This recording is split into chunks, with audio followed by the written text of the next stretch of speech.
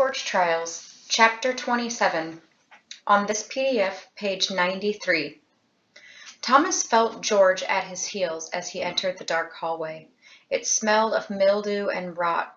Water dripped from the ceiling, sending out creepy echoes that, for some awful reason, made him think of blood. "Just keep going," George said from behind. "There's a room at the end with chairs. Make even the slightest move against me, everyone dies." Thomas wanted to turn and scream at the guy, but kept walking. "I'm not an idiot. You can quit the whole tough guy routine." The crank only snickered in response. After several minutes of quiet, Thomas finally approached a wooden door with a round silver knob. He reached out and opened it without hesitating, trying to show George that he still had some dignity. Once inside, however, he didn't know what to do. It was pitch black. He sensed George stepping around him, and there was a lot of loud, plumping sound of heavy cloth being whipped in the air. A hot, blinding light appeared, and Thomas had to shield his eyes with his forearms. He could only squint at first, then eventually dropped his arms and was able to see okay. He realized that the crank had pulled a large sheet of canvas from a window, an unbroken window. Outside there was only sunlight and concrete. "Sit down," George said, his voice less gruff than Thomas would have expected. He hoped it was because the crank had finally accepted that this new visitor was going to take a rational and calm approach to their situation, that maybe there really was something to this discussion that could end up benefiting the current residents of the dilapidated building. Of course, the guy was a crank, so Thomas had no idea how he'd react. The room had no furniture other than two small wooden chairs and a table between them. Thomas pulled out the one closer to him and took a seat. George sat down on the other side, then leaned forward and put his elbows on the table, hands clasped. His face was blank, his eyes glued on Thomas. "Talk." Thomas wished he could take a second to shift through all the ideas that had run through his mind back in the larger room, but he knew there wasn't any time for that. "Okay." He hesitated. One word. "So far, not so good." He pulled in a breath. "Look, I heard you mention Wicked back there. We know all about those guys. It'd be really interesting to hear what you have to say about them." George didn't budge. His expression didn't change. "I'm not the one talking right now. You are." "Yeah, I know." Thomas scooted his chair a little closer to the table. Then he pushed it back and put a foot up on his knee. He needed to calm down and just let the words flow. "Well, this is hard because I don't know what you know, so I guess I'll just pretend you're stupid to the whole thing. I'd strongly advise you never use the word stupid with me again." Thomas had forced himself to swallow, his throat tight with fear. "Just a figure of speech. Get on with it." Thomas took a deep breath. "We used to be a group of about 50 guys and a girl." A prick of pain stuck him at that. "Now we're down to 11. I don't know all the details, but Wicked is some kind of organization that's doing a whole load of nasty things to us for some reason. We started in a place called the Glade, inside a stone maze surrounded by these creatures called grievers." He waited, searching George's face for any reaction to his burst of strange information, but the crank showed no signs of confusion or recognition. Nothing at all. And so Thomas told him everything. What it had been like in the maze, how they'd escaped, how they'd thought they were safe, how it ended up being just another layer of the Wicked plan. He told him about the Rat Man and the mission he'd sent them on to survive long enough to make it 100 miles to the north to a place he referred to as the Safe Haven. He related how they'd gone down the long tunnel, been attacked by flying silver goop, made the trek across the initial miles of their journey. He told George the whole story, and the more he talked, the crazier it seemed that he was sharing it. Yet he kept talking because he couldn't think of anything else to do. He did it with the hope that Wicked was just as much the crank's enemy as it was theirs. He didn't mention Teresa, however. She was the only thing he left out. So there must be something special about us, Thomas said, trying to wrap things up. They can't be doing this to just be nasty.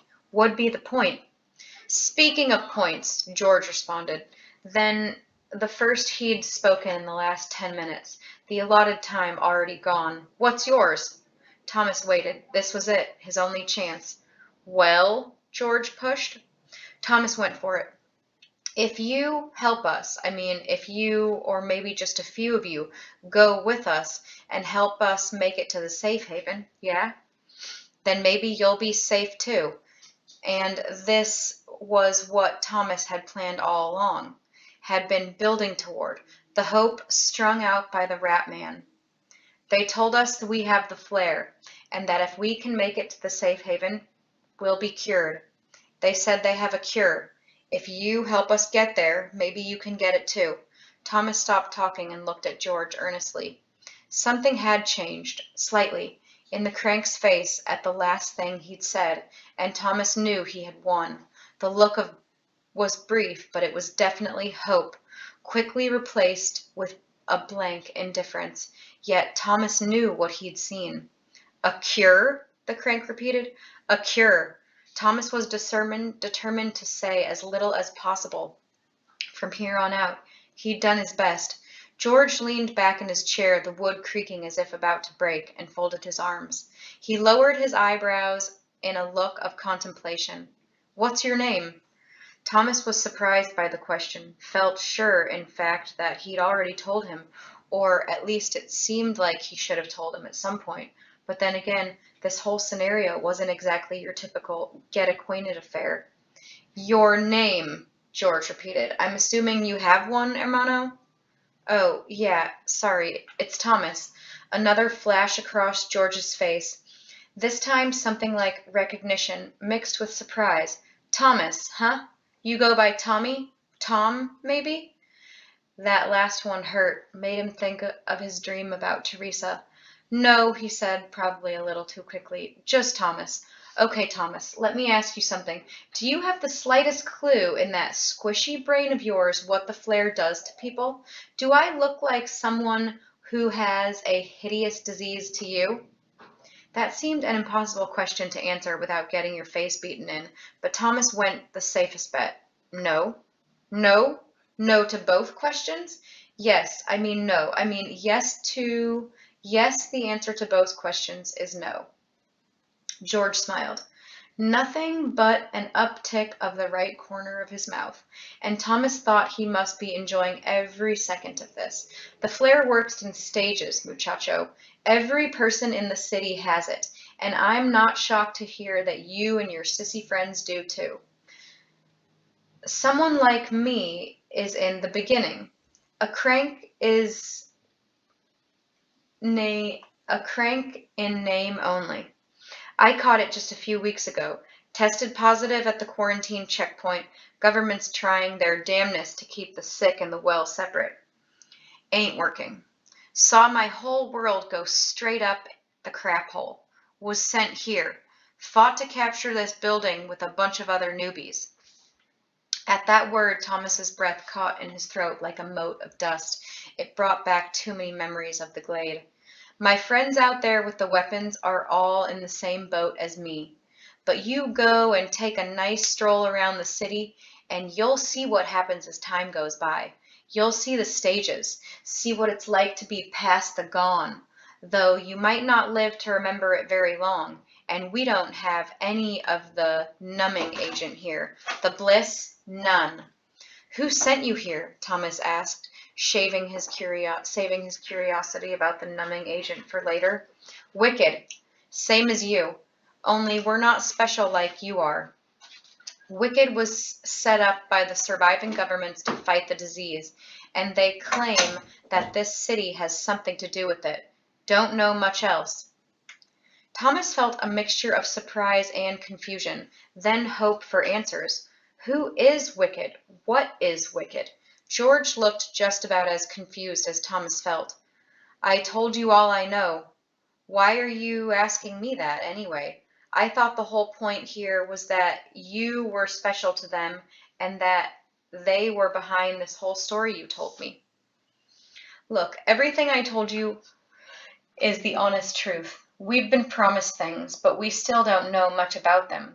They don't give us any details, like they're testing us to see if we can make it through all this clunk, even though we have no idea what's happening.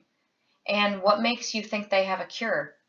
Now Thomas had to keep his voice steady, think back to what he'd heard from the Rat Man. The guy in the white suit I told you about, he told us it's why we have to make it to the safe haven. Mm-hmm, George said, one of those noises that sounded like a yes but meant exactly the opposite. And what in the world makes you think they'll let us just ride in on a horse with you and get the cure too? Thomas had to keep playing it nice and calm. Obviously, I don't know all that, but why not at least try? If you help us get there, you have a small chance. If you kill us, you have zero chance. Only a full-gone crank would choose the second option. George gave a pathetic smile again, then let out a small bark of a laugh. There's something about you, Thomas. A few minutes ago I wanted to stab your friend in the eyeballs and then do the same to the rest of you.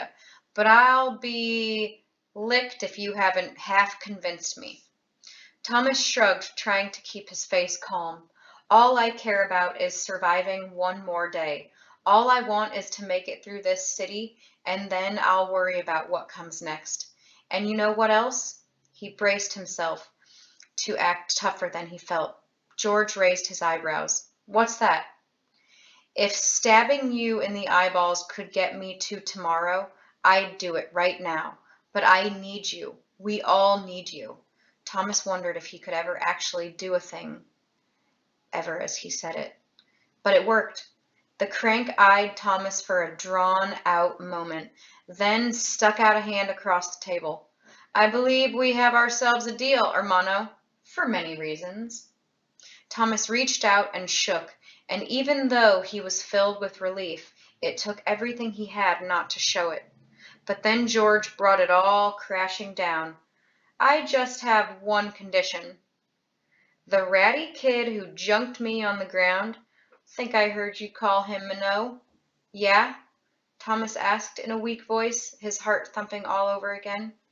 He dies.